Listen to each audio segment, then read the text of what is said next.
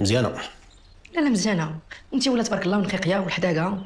ما ديما نقول لك راك عارف كلشي، انا ما عمري كنجيب لك شي وحده ما كنتش ضامنها السي عثمان. هادشي اللي بغيت انا، تكون حادقه ومتوله. هذاك الشيء اللي كاين السي عثمان.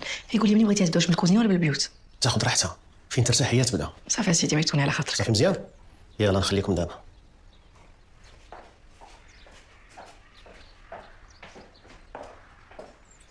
تفتفي بدات مالكي مستريسيه اش واقع؟ لا هاتي ديري شغلك وتمشي بحالك مالكي ياك لاباس. راه السيد راه ما عندوش شغل بزاف، راه زوفري ساكن بوحدو، كايناش تماره.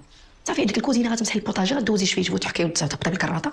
صافي غادي يبقى لك بيت الناس تجمعيه هو الاول، تحيدي ليا لي زول والغشا ود المخاد.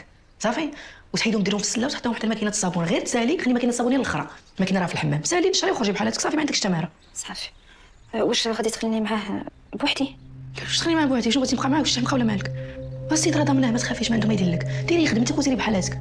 صافي. قلتي لي السيد ما مجوجش ياك؟ لا ما قلتلكش مجوج يا سيدي، قلت لك مطلق وماشي سوقك، ماشي سوقنا واش مجوج ولا مطلق، هذيك حياته. حنا نديرو خدمتنا ونمشيو بحالك، ناخذ رزقنا ونمشيو بحالنا. هادشي اللي عليك ما ديري هنايا. عندك الصح اختي نعم. صافي.